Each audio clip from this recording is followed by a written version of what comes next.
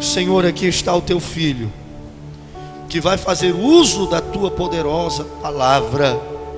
Senhor, o teu filho que já entendeu que missões para a igreja é questão de sobrevivência. Pai, que a obra missionária para a igreja é questão de sobrevivência. Que o Senhor possa usá-lo como um instrumento, como um canal vivo, verdadeiro, em tuas mãos para as nossas vidas hoje. Queremos ser edificados, confrontados, exortados, Senhor, por ti neste lugar. Fala aos nossos corações. É o que te oramos e é o que te agradecemos no bendito nome de Jesus. Amém. Abra sua Bíblia no livro de Atos dos Apóstolos, capítulo 1. Nós vamos ler o versículo 8 da palavra de Deus. E aproveitando também, quero agradecer a todos os irmãos que se propuseram a estar aqui nesta noite.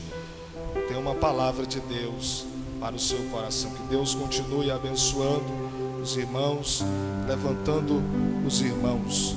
Eu passei ali no presídio 3 anos e 4 meses trabalhando como funcionário do Estado. Ali eu era terceirizado e ali eu estava trabalhando como serviços gerais e passei praticamente 3 anos e 4 meses trabalhando ali, fazendo a obra do Senhor. E eu vi realmente que presídio não é um lugar totalmente diabólico. Realmente Jesus, ele faz coisas grandes dentro de presídio. Foi em presídio que eu derramei muitas lágrimas. Eu aprendi uma coisa, que Satanás, ele usa pessoas para destruir pessoas. Satanás, ele usa pessoas para matar pessoas, destruir pessoas. E Jesus usa pessoas para salvar pessoas, para libertar pessoas, para ir até estes lugares escassos, para que a sua palavra realmente seja pregada. Também quero agradecer a Deus pela minha irmã ali, a irmã Wanda, que nós tínhamos um trabalho de intercessão e um ministério. Deus fazer coisas poderosas na vida da sua serva, seu esposo Ezequiel. Atos capítulo 1, versículo 8, vamos ler a palavra de Deus. Mas recebereis a virtude do Espírito Santo, que há de vir sobre vós, e ser-me-eis testemunha, tanto em Jerusalém, como em toda a Judeia e Samaria, e até os confins da terra. Podeis assentar, podeis assentar. Meus irmãos, a Bíblia é um livro muito profundo e é a maior ferramenta que um missionário pode ter. O missionário não pode fazer missão sem ele não ter o conhecimento da mesma, sem ele ter o conhecimento da palavra de Deus. Não tem como nós fazermos missões sem nós fazermos o uso da Bíblia, da palavra de Deus. A Bíblia é um livro muito profundo, é um livro muito importante para nós, não somente servos de Deus, não somente pastores, pregadores, mas também para os missionários. A Bíblia Sagrada é um livro muito forte. Eu quero rapidamente tentar falar um pouco sobre a Bíblia, trazer algumas explicações sobre a mesma, porque isso também é de suma importância.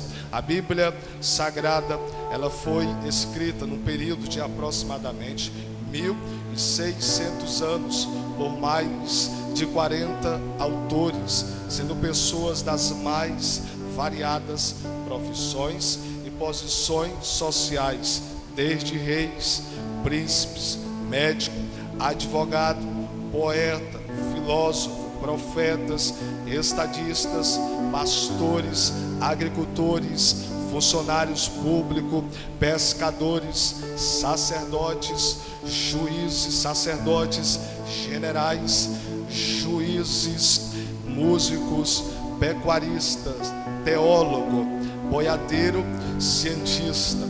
Tudo isso para que a Bíblia se tornasse o livro de todas as classes sociais, o livro mais entendido, mais compreendido. A Bíblia é o livro mais lido, é o livro mais traduzido, é o livro mais editado, é o livro mais pesquisado, é o livro mais conhecido, é o livro mais valioso, é o livro mais proclamado, é o livro mais exaltado. A Bíblia, ela é o livro mais amado e ao mesmo tempo o livro mais odiado do mundo. A Bíblia, ela é um livro tão forte, tão poderoso, que ela tanto foi citada por Jesus, como ela também foi citada pelo diabo. A Bíblia já foi traduzida para mais de 2.000 idiomas diferentes. A mais recente tradução foi para o mongol. Hoje, 90% da população do planeta Terra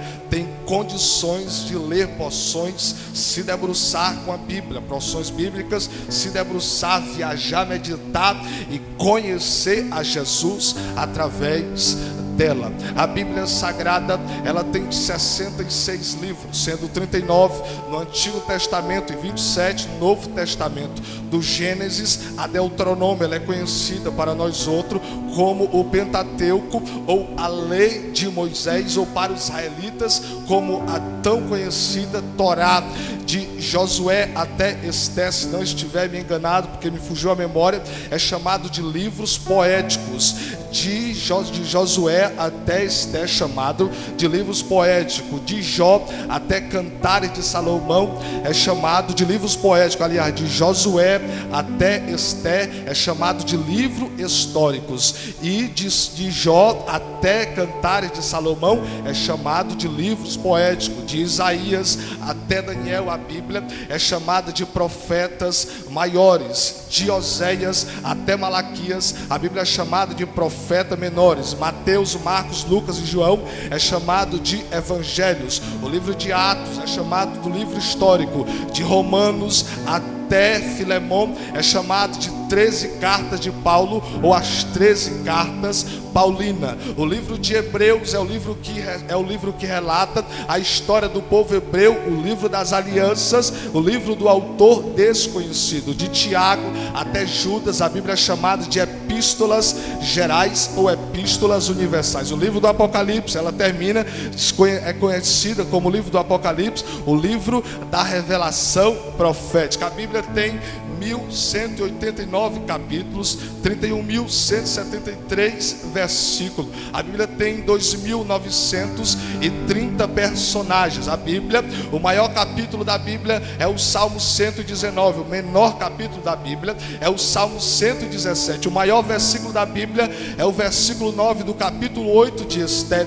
O menor versículo da Bíblia é o versículo 13 do capítulo 20 de Êxodo. O Salmo 118, ele é o centro da Bíblia. O Salmo 14, o Salmo 53, versículo 1 e versículo 1, eles são iguais. A Bíblia, a palavra Javé está escrita 7.000 vezes dentro da Bíblia, comprovando que a Bíblia é mesmo o livro sagrado. A palavra Senhor está escrito 1.855 vezes dentro da Bíblia, comprovando que a Bíblia é mesmo o livro soberano de Deus. A palavra Senhor está escrito 1.855 vezes. A palavra assim diz o Senhor está escrita 13.000 vezes dentro da Bíblia, comprovando, autenticando como a infalível, a inerrante palavra de Deus. A Bíblia, ela contém também a mente de Deus. A Bíblia também contém o estado do homem, a ruína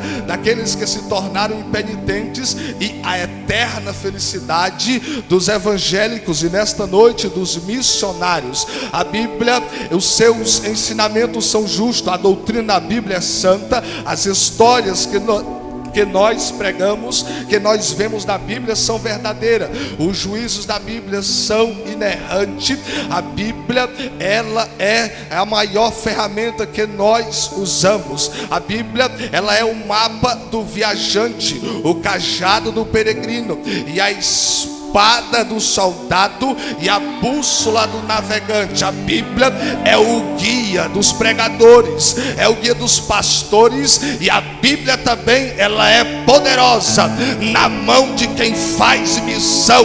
É a Bíblia que nós acreditamos, é a Bíblia que nós nos envolvemos. Foi pela Bíblia que nós conhecemos a Jesus. É por meio dela que Jesus é glorificado. É por meio dela que Jesus está aqui. É por meio dela que nós enxergamos coisas que o mundo não enxerga.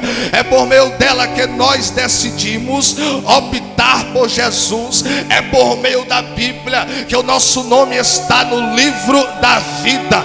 E é por meio da Bíblia que as missões não param.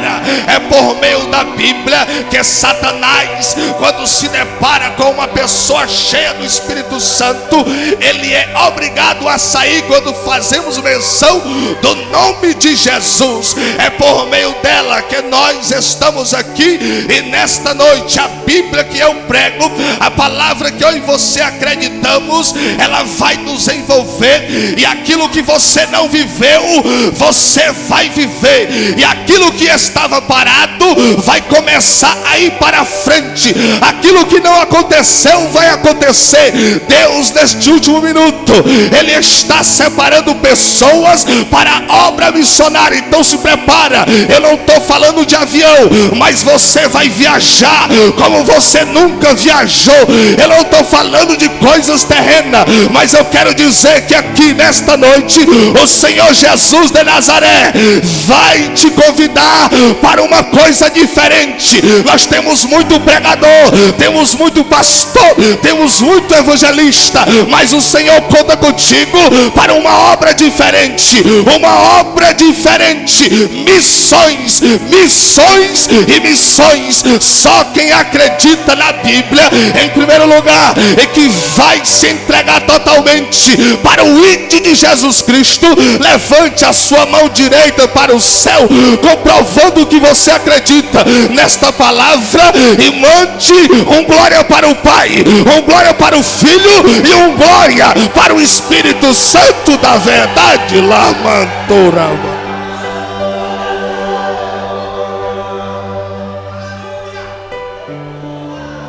Esta é a Bíblia.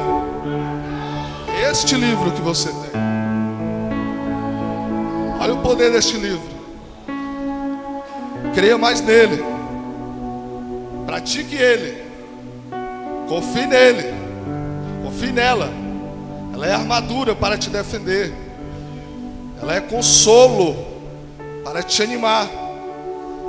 Ela é tudo que você precisava. Você tem. Você tem o poder. Você tem o Espírito de Deus agindo de duas formas: de dentro e repousando. Deixa eu dizer logo uma coisa: o corpo não é mais seu e a vida não é mais sua. Você não entregou a vida para Jesus? Se você entregou, não é mais, a vida não é mais sua. E o Espírito Santo também, ele é o dono de você. Ele não é morada. A Bíblia diz em 1 Coríntios 3,16: vós sois o templo de Deus, onde o Espírito Santo habita. Se alguém destruir o templo de Deus, Deus o destruirá, porque o templo de Deus, que sois vós, sois santo. Então a sua vida não é mais sua. Você não pode mais fazer tudo. Lógico, obviamente que você tem o livre-arbítrio, mas você não pode fazer tudo. Jesus é quem te comanda.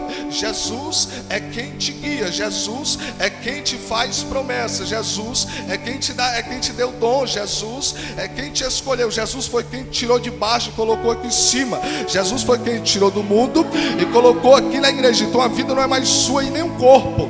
Então não faça besteira com as coisas dos outros. Esse corpo é do Espírito Santo. O Espírito Santo, ele não somente habita em você, mas ele também repousa sobre você. Primeira carta de Pedro, no capítulo 4, versículo 14, a Bíblia diz que sobre vós repousará o Espírito da glória de Deus. O Espírito habita e o Espírito repousa. E não somente repousa, como ele fala, como ele intercede, como ele te entende, como ele sabe da tua capacidade, da tua chamada, do teu ministério, como ele entende nos momentos difíceis, nos momentos bons também, o Espírito Santo, ele é a terceira pessoa da Santíssima Trindade. Dentro da Bíblia não existe esta palavra Trindade, mas vamos aqui parafrasear ou fazer uma conjectura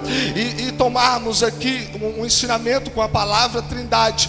Por exemplo, houve pelo menos aqui na terra 3 ocasiões que marcaram a descida, tanto do Pai quanto de Jesus Cristo, como do Espírito Santo, que eu quero falar e quero fazer base nesta noite. A primeira ocasião foi no livro de Êxodo, no capítulo 19, quando nós sabemos que o Monte Sinai, ele fumegava, o Monte Sinai, ele ardia, o Monte Sinai parecia uma geleia na presença de Deus Pai, e o Deus Pai desceu ali, literalmente, segundo os historiadores, através do seu trono móvel, e foi o maior espetáculo que a terra experimentou. O primeiro foi Moisés. Depois de 3 dias, Deus disse: Moisés, vai lá, purifica o povo, santifica o povo, porque no terceiro dia Jeová descerá sobre o monte. Quando foi no amanhecer, a Bíblia diz que o monte ardia, fumegava, para o cumprimento da descida da primeira pessoa da Santíssima Trindade, Deus Pai. A segunda ocasião que marcou a descida da segunda pessoa da Santíssima Trindade, Jesus Cristo, Deus Filho, foi em Lucas capítulo 2, a partir do verso 1, você vai ver Jesus nascendo em uma manjedoura. Jesus que não tinha hotel, não tinha nada, foi ali mesmo, na estrebaria. E quando Jesus ele desce, nós sabemos que ali marca a descida. Jesus não fisicamente, ele não tinha muitas pessoas para ali comemorar a sua descida ou seu nascimento, mas a Bíblia diz no contexto que os anjos vieram do céu e disseram para os pastores de Belém: nasceu hoje na cidade de Davi o Salvador, o Cristo. Disseram: não temas, porque aqui é boas novas. Aí quando os anjos vêm até Jesus, eles dizem, uma milícia celestial, e disseram: glória a Deus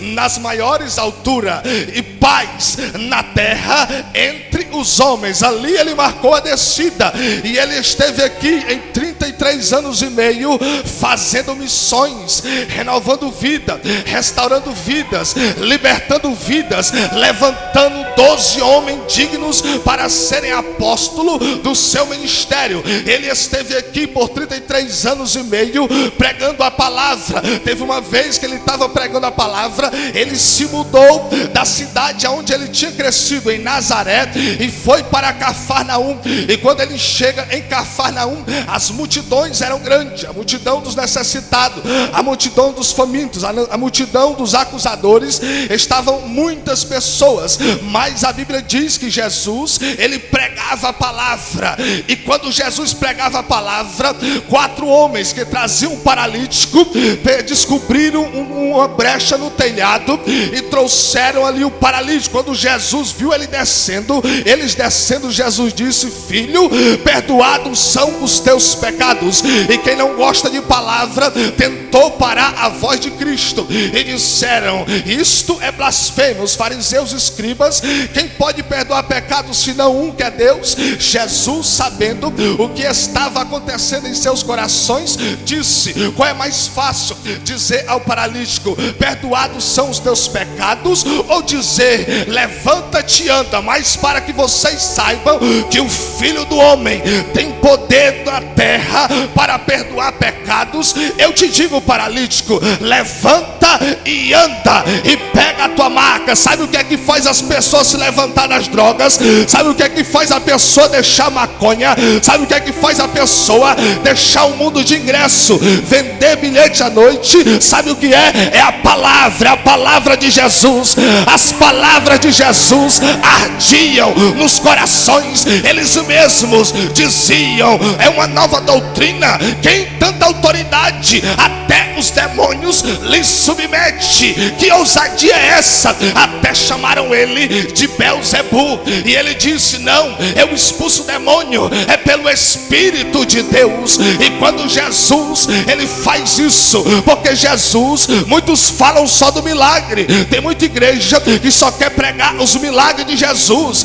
Tem muita igreja que não quer pregar a essência, a palavra, porque o que faz a igreja crescer é palavra. O que faz você ficar na igreja é palavra. E eu vim aqui nesta noite dizer que Jesus pregou a palavra, que o Pai pregou a palavra, o Espírito Santo pregou a palavra, e você também vai pregar a palavra, vai viver com a palavra, vai usar a palavra, vai acreditar na palavra, vai ser cheio da palavra, vai sacudir o inferno com a palavra, vai arrebentar Satanás com a palavra, com a palavra, com a palavra. Guarda essa palavra, palavra, palavra, palavra na tua vida.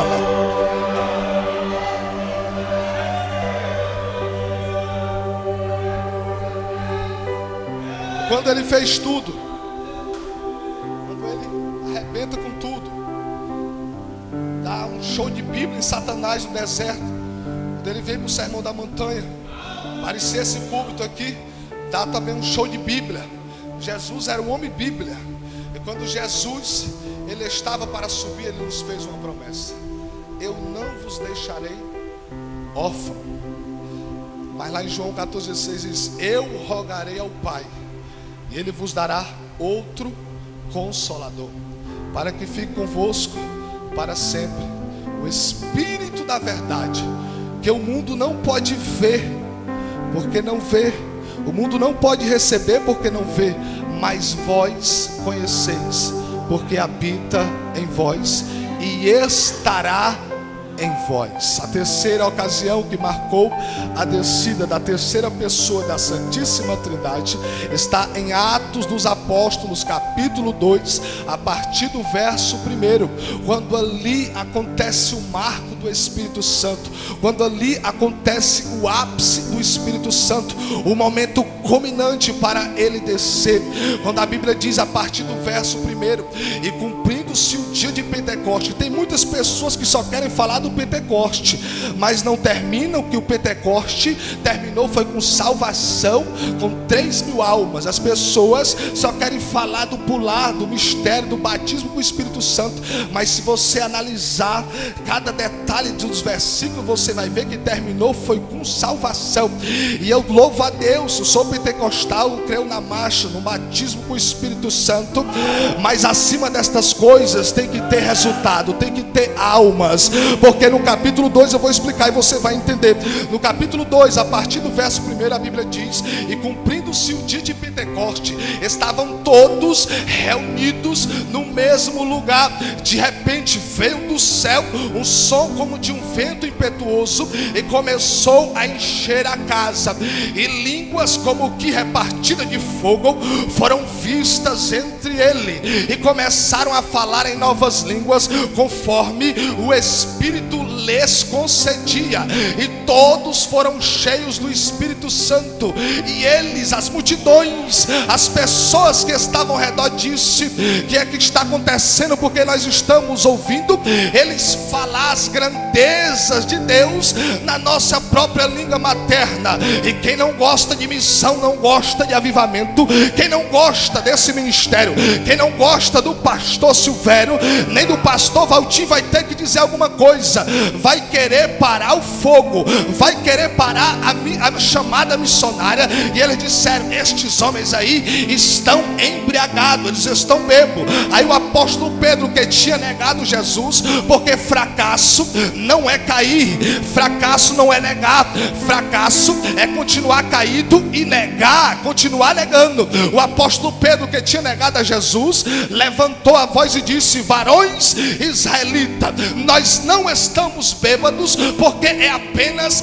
9 horas do dia. Mas o que está acontecendo é o que foi predito pelo profeta Joel. Joel, que nos últimos dias, diz Deus, que derramarei do meu espírito sobre toda a carne. Os vossos filhos e as vossas filhas profetizarão, e sobre os vossos jovens terão visões, os vossos velhos sonharão sonhos, e sobre os meus servos e as minhas servas também derramarei do meu espírito, e farei prodígios em cima do céu, coluna de fogo, fumaça, até que venha o grande dia terrível do Senhor, a salvação agora. E acontecerá que todo aquele que invocar o nome do Senhor será salvo. Eu invoquei e fui salvo, você invocou e está salvo.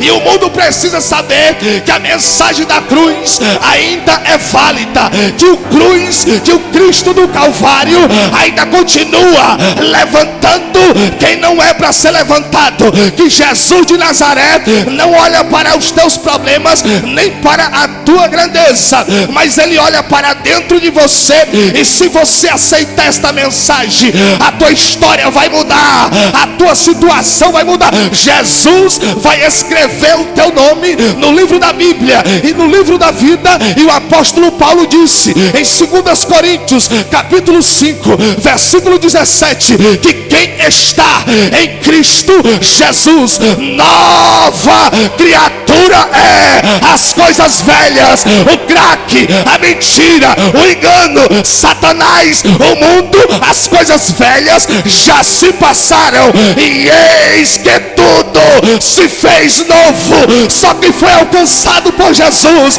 só quem foi liberto por Jesus, só quem tem o nome no livro da vida, só quem tem o Espírito de Jesus Cristo, abre a tua boca e manda glória para Jesus. Jesus, Jesus, calabara.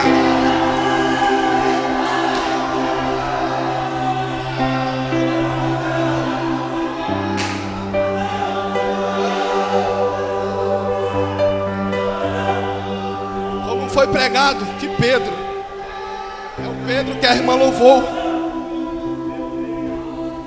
não é salvação. Pentecoste é Pentecoste com salvação.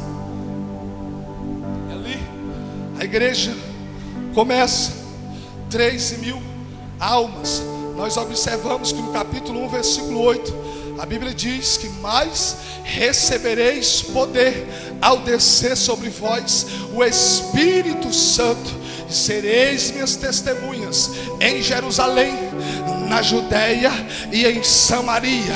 Eu estava estudando alguns livros quando o pastor me convidou, quando o pastor Silvério me convidou, eu fui estudar, fui buscar alguns conhecimentos, e eu observei e peguei alguns conhecimentos e vi realmente que a chamada missionária, ela pode ser dividida em 3 aspectos.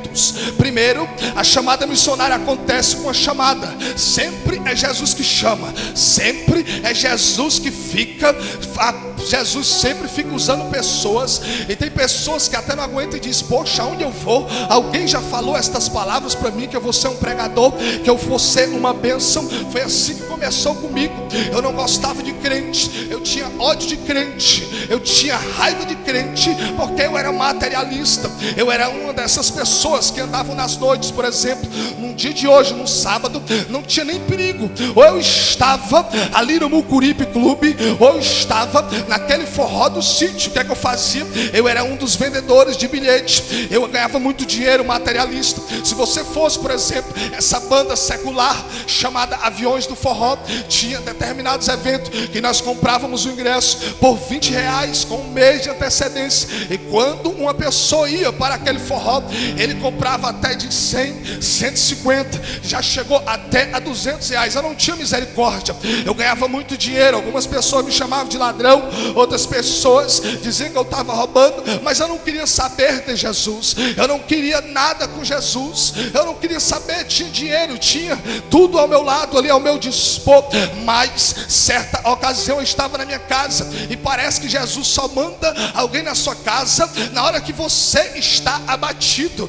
Parece que Jesus só manda alguém na sua casa na hora que você mais está precisando de um abraço amigo, entre aspas, do mundo. Não tinha ninguém. Quando realmente nós víamos ali do mundo, não tinha ninguém para me consolar. E eu me deparei com meu tio, com a minha tia Viviane e meu tio Tibério. Eu não gostava de crente, mas deles dois eu não conseguia falar mal. Logo quando eu ia falando, logo ela ia me corrigindo. Logo quando eu dizia que não queria, logo ela dizia que Jesus ia me fazer um pregador. Ainda dizia mais: ó, vou dizer uma coisa, esse teu trabalho aí não é nada, Jesus vai te tirar deste trabalho. E eu dizia: esta mulher é louca. E digo mais: Jesus vai te salvar com lágrimas. Tu vai chorar, eu dizendo: agora eu quero ver. Choro nada, eu não chorei nem com o nascimento do meu filho. Vou chorar com Jesus? Choro nada. Vai chorar sim, vai ser uma criança. E eu me lembro que eu estava na minha casa, eu era fã do chiclete com banana, eu era fã do asa de águia.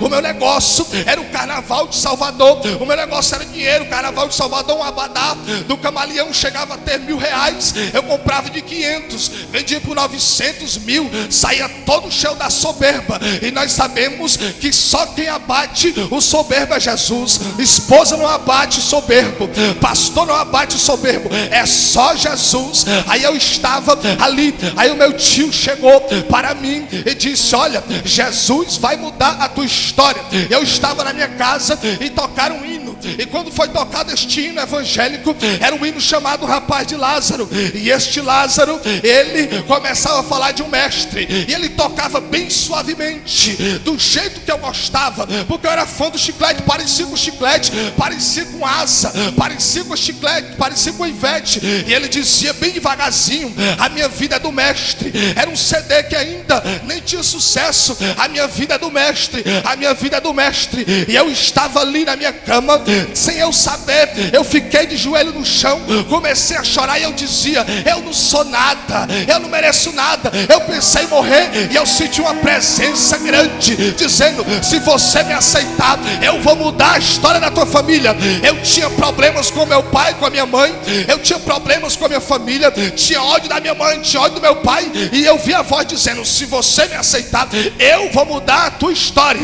E eu pensava que ia morrer. Fiquei de 9 horas até 11 horas dentro do banheiro. A minha ex-esposa chegou para mim e disse: o que é que está acontecendo? E eu não falei a verdade para ela, mas eu fui para um culto, porque a minha esposa, a minha ex-esposa, ela estava grávida, e ela usou o menino para que eu levasse ela para a igreja. Eu tinha raiva dos crentes. Quando eu vi os crentes pulando, eu dizia que eles eram doidos. Quando eu ia para a igreja, eu dizia: os crentes querem tomar minha mulher. Aí a minha esposa estava grávida, não teve como eu escapar. Eu fui para o culto. Quando eu fui para o culto, Deus usou um pastor, usou um levita, e disse assim: há uma pessoa aqui no nosso meio que ela quer ser grandona, ela acha que é tudo. Tem muitas pessoas que sentam ao lado dela só por interesse a estar ao lado dela. E o Senhor está me mostrando aqui que tem um hino que o Senhor se revelou para ele, e neste hino ele chorou como ele nunca chorou, e ninguém sabe, mas o Senhor está me dizendo que essa pessoa está aqui, e eu nem vou tocar o hino, eu só vou mostrar no violão. E quando eu tocar o violão, esta pessoa não vai conseguir. Meus irmãos, minhas irmãs, ele começou a tocar no violão. Antes dele falar, eu já estava chorando, eu já estava caindo no chão. E quando ele começou a louvar, eu fui lá para frente chorando, e eles falaram as mesmas palavras. Um pregador se levanta no nosso meio. O Senhor vai te dar o dom da palavra. Quando tu lê a Bíblia, tu vai decorar versículos. Quando o Senhor vai te tirar daquele trabalho, a tua história muda. Meus irmãos, já faz 6 anos que eu tenho o sangue de Jesus, e eu digo para todos: Jesus me lavou, Jesus te lavou, Jesus me salvou, Jesus te salvou. Jesus é muito melhor, e ainda te deu o Espírito Santo, fogo, vida, sabedoria, conhecimento, inteligência, prosperidade, e colocou o teu nome peso. Só quem tem este Jesus e fez o mesmo ato, confessou Jesus, manda glória para ele, para ele, para ele, para ele, para ele.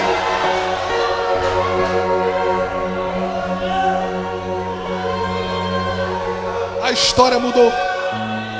Aí eu disse para Jesus: Jesus, agora me tira daqui, Jesus, eu não quero mais portal, eu não quero mais trabalhar. Mas se eu deixasse aquilo, eu iria passar fome. Mas Jesus começou a providenciar, Jesus começou a colocar pessoas importantes ao meu lado, pessoas que viam a chamada de Deus, pessoas que depositaram confiança em mim. Jesus usou um rapaz, um professor de matemática, dizia palavras lindas: você vai vencer, você vai conseguir, você pode, você vai sair, eu vou te ajudar. Vem cá, me dê o seu currículo. Me deu o currículo. Eu digo: mas eu não tenho estudo, Senhor, eu só tenho a 7ª série. Mas você prega aquelas palavras que você falou. Deus falou comigo poderosamente, ninguém falou como você falou. Eu digo: mas Senhor, eu só tenho a 6ª série. Ele disse: não tem problema, me dê o seu currículo. Eu dei o currículo dele. Com uma semana depois, eu estava no carnaval, eu estava no Réveillon, e eu estava vendendo ingressos para o Marina Park. Era o chiclete com banana, e os ingressos chegavam em torno de R$800. Pela manhã havia amigos meus que ficavam zombando, dizendo: eu comprei 3 ingressos por 1.500, vendi por 3 mil reais, ganhei 1.500. E o sonho do cambista é comprar o ingresso mais barato. E naquela manhã apareceu um vaso para mim e disse: olha, os teus dias estão contados aqui neste trabalho. Sem me conhecer, eu estava de bermuda, cambista tem que andar bem arrumado. Eu não estava de calça, como a Assembleia de Deus que eu era mandava. Eu estava de bermuda. Ele diz: olha, nesses dias o Senhor vai te tirar daqui. E eu disse: como ele sabe? Você é da onde, moço? Eu sou de uma igreja pentecostal. E o Senhor me mostrava que o dom da palavra está na tua boca. Tu tem uma mente tremenda, tu decora muitas coisas. Deus falou cara a cara comigo no meio da rua. Irmão, só para concluir, naquele dia eu não comprei nenhum ingresso. Os carros passavam por mim, vendiam para eles mais barato, para me rasgar por dentro. Jesus, eu tenho um filho, uma esposa, pelo amor de Deus, me ajuda. Aí quando eu cheguei em casa abatido, nunca tinha acontecido de eu não ter vendido e nem comprado nenhum ingresso na história. Eu vim abatido para casa, fiquei triste. Aí no outro dia, na segunda-feira, o meu telefone toca. Uma pessoa chega para mim e diz: tem uma vaga de emprego aqui, você quer? E eu disse: eu quero. Qual é a vaga de emprego? A vaga de emprego é para você ser serviços gerais de um lugar muito escasso. De onde é, senhora? Fala logo. Disse: lá do presídio. Você quer? Eu digo: eu quero, senhora, eu quero sim. Você quer mesmo? Você não quer outra coisa para você? O rapaz falou que você tinha muito conhecimento. Eu digo: eu quero, senhora. Aí no dia 5 de janeiro eu comecei a trabalhar no presídio, irmão. Quando eu entrei no presídio, no primeiro dia eu pensei em desistir, mas no segundo dia, irmão, Jesus me usou poderosamente. E havia pessoas ali me chantageavam, dizia: me dê o número da sua conta que eu vou depositar o dinheiro e você entrar no celular. E eu pregava: Jesus te ama, Jesus te ama. E vi outras pessoas diziam: eu sou do PCC, sou do Comando Vermelho. Você já ouviu falar? No Fernandinho Beiramar tem um poder para matar a sua vida. Eu disse: amém. Jesus te ama. Era só o Jesus te ama. Jesus vai mudar a tua história, irmão.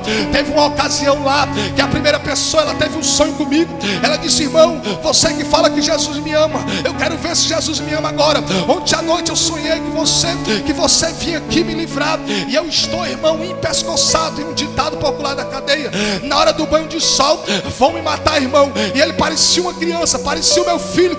Ele segurava a minha mão e eu não conseguia mais sair. Ele dizia: irmão, não sai, irmão, eu confio em você, vão me matar. E as pessoas dentro da cela estavam com coçoco e ele com a mão e a outra mão se protegendo. Eu cheguei para aquele homem e disse: usei autoridade, era a única coisa que eu te digo: espírito da morte, eu te ordeno agora, sai desta cela no nome de Jesus. Irmão, se eu disser que o clima baixou e eles disseram: nós vamos te perdoar por causa do irmão. E quando foi 12 horas, o agente penitenciário tirou ele e ele não morreu. Quem foi? Foi Jesus. O nome funcionou e vai funcionar também na tua vida, vai funcionar também na tua história. Aí comecei a ficar conhecido. Aí quando tinha problema, já ficava dizendo: irmão, irmão. Aí o diretor chegou para mim e disse: irmão, o que é que você faz tanto lá em cima? Pula, dá cambalhota, você fica rodando lá em cima. Eu digo: é o Espírito de Deus, seu diretor, que está me possuindo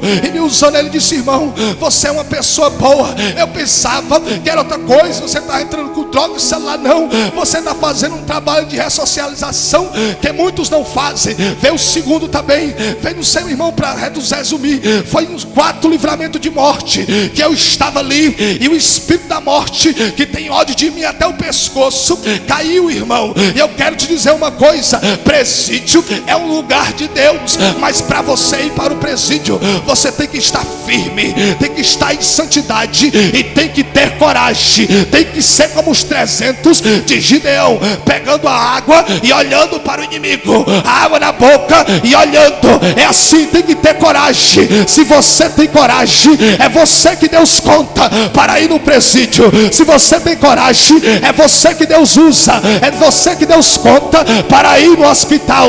Se você tem coragem, é você que Deus conta para ir em outros lugares. Se você é corajoso, é com você que Jesus tem compromisso. Jesus não tem compromisso com covarde. É só olhar lá em Apocalipse. Quanto aos tímidos, aos covardes, aos abomináveis, aos homicidas, a parte que lhes cabe será o lago de fogo. Mas aqui não, hoje é lugar de corajoso e corajosa. É lugar de moça de Deus e moço de Deus, pastor de Deus, obreiro de Deus, pregador de Deus, que vai saquear o inferno e vai encher este lugar para a honra e para a glória do Senhor Jesus. Só que concorda que a estrela que brilha, a estrela que faz é a de Jesus. Manda mais 3 glórias para o céu se abrir, Deus.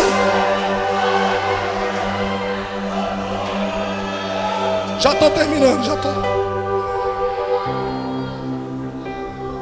Teve uma macumbeira. Nunca tinha pregado para uma macumbeira. Já estou terminando. Eu vinha de um culto campal. Eu não me sentia. Eu prego assim, mas se vocês souberem o quanto eu me arrupei, o quanto eu sinto o temor de Deus. Na igreja onde eu estava, havia um culto campal e eles já disseram, já com antecedência, você vai pregar. Eu dizendo, irmão, só estou com 6 meses aqui na igreja. É você que vai pregar. Deus me disse que você é pregador. Eu dizendo, irmão. Aí fui para o culto campal, preguei, foi uma benção. Jesus fez coisas grandes, preguei sobre Ezequias. Parecia a mensagem que o pastor Silvério pregou aqui quarta-feira. Falei tanto de lágrima, que eu não sei onde eu tirei tanta lágrima na Bíblia. Aí eu estava na minha casa, eu queria dormir, porque eu vinha do trabalho, e eu trabalhava muito com peso, ficava muito cansado. Aí o Espírito Santo disse assim para mim, disse assim, liga agora para aquela macumbeira, filha daquele rapaz que te ameaçou. Porque eu tinha pregado uma mensagem na Pajuçara, e eu dizia que tudo começava no fim. Eu começava a dizer que se você foi consagrado a Satanás, Jesus hoje vai quebrar o pacto e você vai ser liberto. Por incrível que pareça, um rapaz veio lá na frente, aceitou Jesus como Salvador, e ele disse assim, irmão, só tem uma coisa, a minha mãe, ela vai lhe matar, ela é macumbeira, perigosa, e irmão, eu não sei se eu continuo com Jesus. Eu digo, vem cá, rapaz, você vai continuar com Jesus e você vai me dar o telefone da sua mãe que eu vou pregar para ela. A macumbeira, eu comecei a pregar para ela, ela disse que Jesus descia lá também, disse que Jesus era tudo. Comecei a falar do Espírito Santo para ela. Ela disse que nunca tinha ouvido falar do Espírito Santo. Eu falar nos Espíritos que ela falou lá, Exu, Caveira, Tranca-Rua. Eu sei que eu comecei a botar ela dentro da mensagem. Peguei amizade com a macumbeira. Ela disse, nunca ninguém pregou o evangelho para mim assim, dessa forma. Os pastores já vieram aqui e disseram que eu ia para o inferno. Eu tenho raiva desses pastores. Já veio pessoa aqui, disse que eu tenho Satanás. Você está pregando para mim, dizendo que conhece os Espíritos, que esse Espírito Santo é um Espírito bom. Como é esse Espírito Santo? Comecei a pregar, irmão, para ela. Aí teve uma vez nesse dia, eu liguei para ela e disse assim, olha, você vai me dar o nome da chefe aí, a sua chefe. O Espírito Santo que eu falei está mandando você me dar. Ela me deu o número da chefe dela, e ela ainda zombou e disse assim, olha, ela não vai te aceitar. Ela não vai te aceitar, você vai levar umas pedradas, rapaz. Você não sabe que você está mexendo, ela é perigosa. Ela já derrubou crente, tem crente que está brincando, que já foi pego pelo pacto dela. Eu digo, me dê, senhora. Como eu comecei a falar de Deus para ela com educadamente, usei uma expressão lá, educadamente, pronto. Aí ela começou, irmão, resumindo, começou a dar atenção à palavra. Aí eu disse para ela que o problema que ela tinha ali, naquele momento ia sair. Era só ela acreditar nas palavras que eu estava falando. Ela disse, pois eu acredito. Se você agora fazer o que realmente você está falando. Eu disse, pois tá bom, eu vou começar a orar pela senhora. Quando eu comecei a orar por ela, irmão, essa entidade começou a se manifestar pelo telefone. Ela disse assim, olha, agora para ser completo, para me aceitar esse Jesus, eu tenho uma criança aqui de 3 anos, que ela está 3 noites sem dormir, chora, e eu já procurei todo guia, todo caboclo, e nada do meu filho dormir. Se esse Jesus que você está falando fizer a minha criança dormir, eu aceito ele agora. meu irmão, eu comecei a orar, repreendi o espírito da insônia e disse: olha, sai daí, terror noturno. Eu te ordeno agora, a vitória dela vai ser completa. Sai da vida desta criança agora, em nome de Jesus. Ela disse que com 5 minutos a criança dormiu como um bebê, até babava, e ela aceitou Jesus como Salvador, deixou a macumba, queria ir lá no meu ministério, e eu fiquei impactado. Passei a noite, claro, queria dormir, mas cheio de fogo, fogo, fogo. E Jesus também vai te usar, a tua boca, a tua vida, porque Jesus é quem capacita, Jesus é quem usa, Jesus é quem escolhe, e Jesus é quem faz na tua vida. E o Espírito Santo está aqui.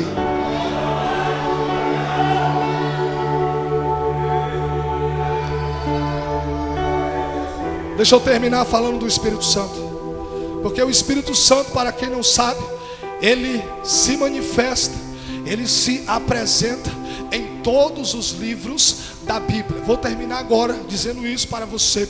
O Espírito Santo, ele se manifesta, se apresenta em todos os livros da Bíblia. Eu falei aqui diretamente do Pai, de Jesus, do Espírito Santo. Deixa eu terminar esta mensagem falando de Jesus, por favor. O Espírito Santo, ele se manifesta em todos os livros da Bíblia. Fique aí no seu conhecimento, abra o seu coração agora e receba pelo menos alguma dessas ministrações aqui. No livro do Gênesis, ele ficou conhecido como o Espírito da criação. No livro do Êxodo, ele ficou conhecido como o Espírito da redenção. No livro de Levítico, ele ficou conhecido como o Espírito da santidade. No livro de Números, ele ficou conhecido como o Espírito que capacitava os líderes. No livro de Deuteronômio, ele ficou conhecido como o Espírito renovador da aliança.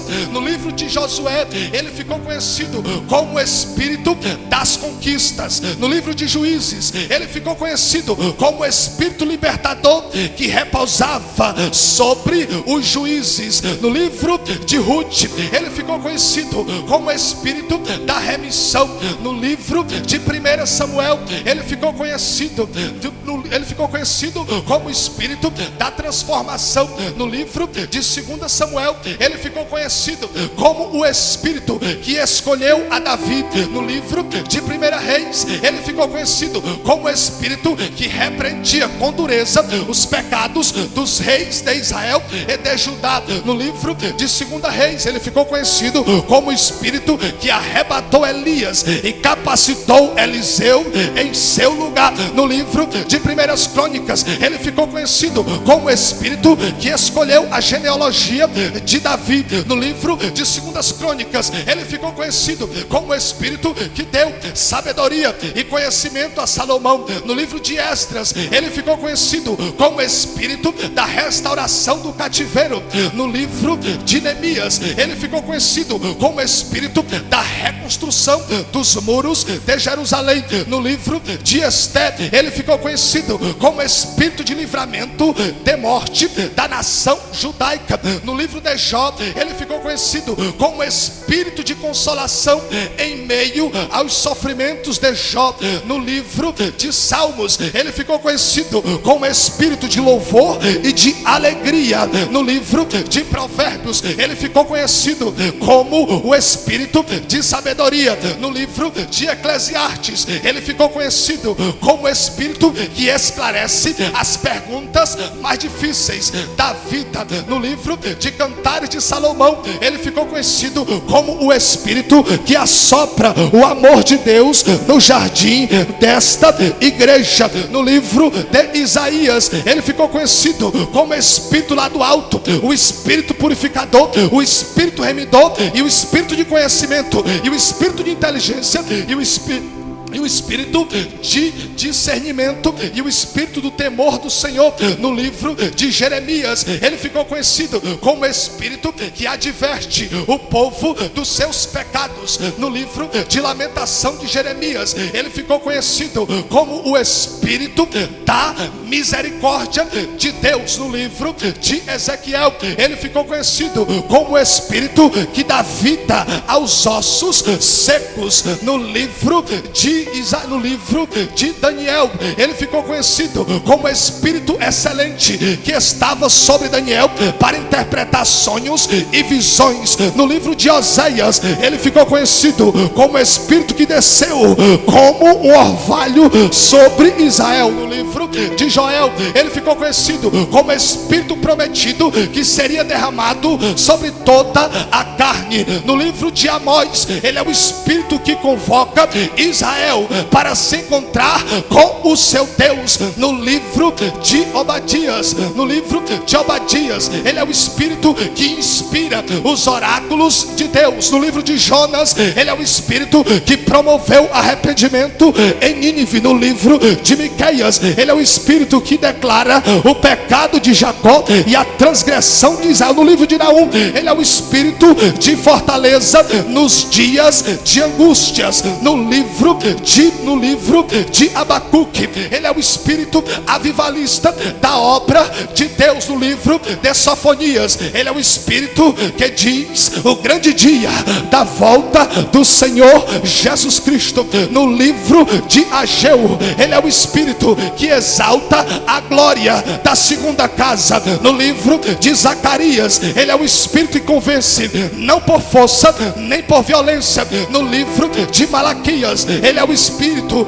que repreende o devorador. No livro de Mateus, ele é o Espírito que não pode ser blasfemado. No livro de Marcos, ele é o Espírito que ungiu a Jesus Cristo de Nazaré. No livro de Lucas, ele é o Espírito que estava em João Batista no ventre da sua mãe, que saltou e houve um avivamento. No livro de Lucas, ele é o Espírito que disse para Simeão: você não vai morrer sem antes ter visto o Cristo. No livro de João, ele é o Consolador e o Espírito da verdade. No livro de Atos, ele é o Espírito que desceu como som, como vento e como fogo no dia de Pentecostes. No livro de Romanos, ele é o Espírito da justificação da igreja. No livro de 1 Coríntios, ele é o Espírito que distribui os dons espirituais. No livro de 2 Coríntios, ele é o Senhor e aonde ele está, a liberdade. No livro de Gálatas, ele é o Espírito que combate as obras da carne. No livro de Efésios, ele é o Espírito que nos selou para o dia da redenção. No livro de Filipenses, ele é o Espírito de regozijo e de alegria. No livro de Colossenses, ele é o Espírito que leva o nosso pensamento para as coisas lá de cima. No livro de 1 Tessalonicenses, ele é o Espírito que nos prepara para nos encontrarmos com o Senhor nos ares. No livro de 2 Tessalonicenses, ele é o Espírito que ainda detém o homem da iniquidade. No livro de 1 Timóteo, ele é o livro que diz expressamente que nos últimos dias muitos apostatarão da fé, seguindo a espíritos enganadores e a doutrina de demônios, pela hipocrisia dos homens. No livro de 2 Timóteo, ele é o Espírito que capacita o obreiro para manejar bem a palavra da verdade. No livro de Tito, ele é o Espírito regenerador e o Espírito que nos lavou por meio da lavagem da palavra. No livro de Filemão, ele é o Espírito de perdão. No livro de Hebreus, ele é o Espírito da graça que não pode ser ultrajado. No livro de Tiago, ele é o Espírito que tem fortes ciúmes da igreja. No livro de 1 Pedro, ele é o Espírito da glória de Deus que repousa sobre a igreja. No livro de 2 Pedro, ele é o Espírito que inspirou os escritores da Bíblia a escrever o livro. No livro de 1 João, ele é o Espírito que confessa que Jesus veio em carne, que Jesus é a vida eterna e que Jesus é o único Deus. No livro de 2 João, ele é o Espírito que conhece, ele é o Espírito de amor. No livro de 3 João, ele é o Espírito que conhece os verdadeiros crentes. No livro de Judas, ele é o Espírito da edificação e da santíssima intercessão. No livro do Apocalipse, ele é o Espírito que fala: aquele aquele ou aquela que tem ouvidos, ouça o que o Espírito Santo diz a esta igreja. E ele diz que chegou o tempo de você ir para fora, e ele diz que chegou o tempo de você avançar, e ele diz que chegou o tempo de você crescer, ele diz que chegou o tempo de você amadurecer. Aleluia. Quero agora, você que quer ser filho de Deus, você que precisa encontrar Jesus. Talvez você já foi a algumas igrejas e você não foi, não conseguiu sentir a presença de Jesus. Te convido agora a sair do seu lugar e você se tornar um filho de Deus. Você que está aqui no nosso meio, que precisa aceitar a Jesus como Salvador da sua vida, eu te convido agora a vir aqui na frente, se tornar filho de Deus. Nem todos são filhos de Deus. Se todos fossem filhos de Deus, não teria razão nós pregarmos. A Bíblia diz em João 8,44 que o diabo, ele é o pai da mentira. Então nem todos são filhos de Deus. Eu te convido agora, cadê você que precisa se encontrar com Jesus? Você que precisa tomar uma decisão, você que nesta noite foi tocado por Jesus, foi aqui cheio desta palavra, cadê você? Cadê você? Vem aqui aceitar Jesus como Salvador. Se não tem, eu agradeço a oportunidade em nome de Jesus. Amém.